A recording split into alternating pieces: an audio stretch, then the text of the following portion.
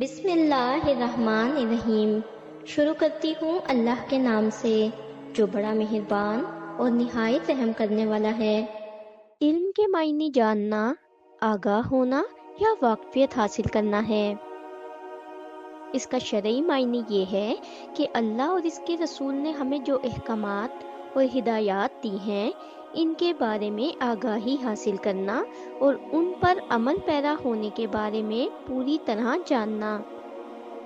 انسان کی عقل و شعور اور تربیت جس کی بدولت وہ اپنے اعمال، کردار اور طرز عمل کی ایسی تشکیل کرنے میں کامیاب ہو جائے جس کی بدولت وہ نہ صرف خود دنیا اور آخرت میں فلاح و کامیابی حاصل کر سکے بلکہ دوسروں کے لیے بھی نفع فراہم کرنے کا وسیلہ بن جائے، علم کہلاتا ہے۔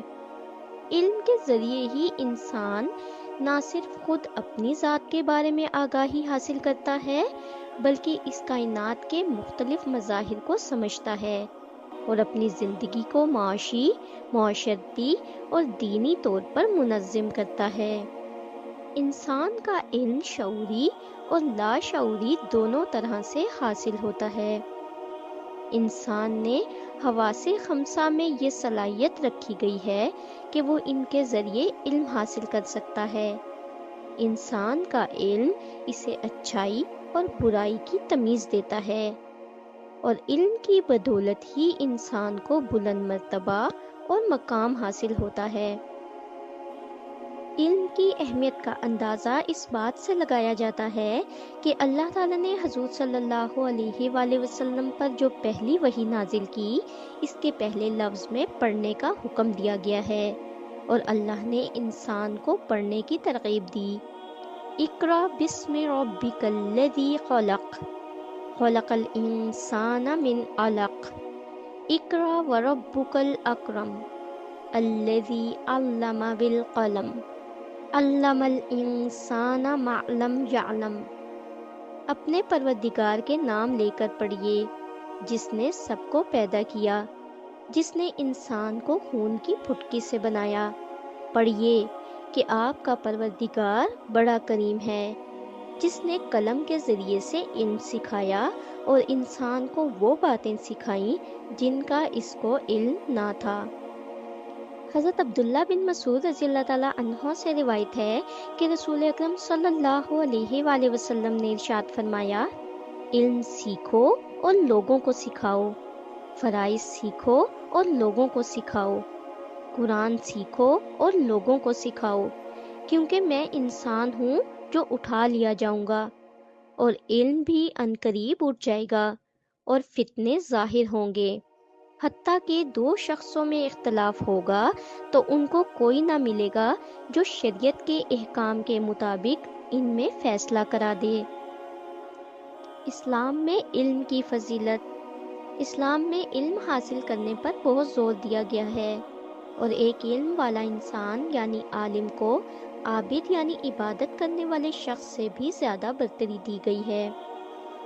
حضرت ابو درداء رضی اللہ تعالیٰ عنہ سے روایت ہے کہ حضور صلی اللہ علیہ وآلہ وسلم نے فرمایا، جو شخص علم کے حصول کی راہ میں چلا اللہ تعالیٰ اسے جنت کے راستوں میں سے ایک راستے پر چلاتے ہیں اور بے شک ملائکہ اپنے پروں کو طالب علم کی خوشنودی کے لیے بچھاتے ہیں اور عالم کے لیے زمین و آسمان کی تمام اشیاء مغفرت کی دعا کرتی ہیں اور مچھلیاں پانی کے پیٹ میں۔ حضور صلی اللہ علیہ وآلہ وسلم نے فرمایا، بے شک عالم کی فضیلت عابد پر ایسی ہے جیسی 14ویں کے چاند کی فضیلت سارے ستاروں پر۔ حضرت عبداللہ بن عمر بن عاص رضی اللہ تعالیٰ عنہ سے روایت ہے کہ رسول اللہ صلی اللہ علیہ وآلہ وسلم نے فرمایا، اللہ علم کو اس طرح نہیں اٹھا لے گا کہ اسے لوگوں سے کھینچ لے گا بلکہ علماء کے اٹھ جانے یعنی وفات پا جانے سے علم اٹھ جائے گا، یہاں تک کہ جب کوئی عالم نہیں رہے گا تو لوگ جاہلوں کو سردار بنا لیں گے، چنانچہ جب ان سے مسائل پوچھے جائیں گے تو وہ بغیر علم کے فتویٰ دیں گے، خود بھی گمراہ ہوں گے اور لوگوں کو بھی گمراہ کریں گے۔ ایک گھڑی علم حاصل کرنا ساری رات قیام کرنے سے بہتر ہے۔ علم عبادت سے افضل ہے۔ علماء زمین کے چراغ اور انبیاء کرام کے وارث ہیں۔ مرنے کے بعد بھی بندے کو علم سے نفع پہنچتا رہتا ہے۔ قیامت کے دن علماء کی سیاہی اور شہداء کے خون کا وزن کیا جائے گا تو ان کی سیاہی شہداء کے خون پر غالب آ جائے گی۔ علماء کی صحبت میں بیٹھنا عبادت ہے۔ اہل جنت جنت میں علماء کے محتاج ہوں گے۔ قیامت کے دن انبیاء کرام کے بعد علماء شفاعت کریں گے۔ ایک فقیہ یعنی عالم شیطان پر 1000 عابدوں سے زیادہ بھاری ہے۔ حضرت جابر بن عبداللہ رضی اللہ تعالیٰ عنہ سے روایت ہے کہ حضور صلی اللہ علیہ وآلہ وسلم نے فرمایا، قیامت کے دن عالم اور عبادت گزار کو لایا جائے گا اور عبادت گزار سے کہا جائے گا کہ تم جنت میں داخل ہو جاؤ، جبکہ عالم سے کہا جائے گا کہ تم ٹھہرو اور لوگوں کی شفاعت کرو، کیونکہ تم نے ان کے اخلاق کو سنوارا ہے۔ حضرت سیدنا عبدالعزیز فرماتے ہیں، اگر عوام علماء کا رتبہ جان لیں تو انہیں زمین پر نہ چلنے دیں۔ ہر علاقے والے اپنے عالم کو کندھوں پر بٹھا کر لے جانے کے لیے باریاں مقرر کر لیں۔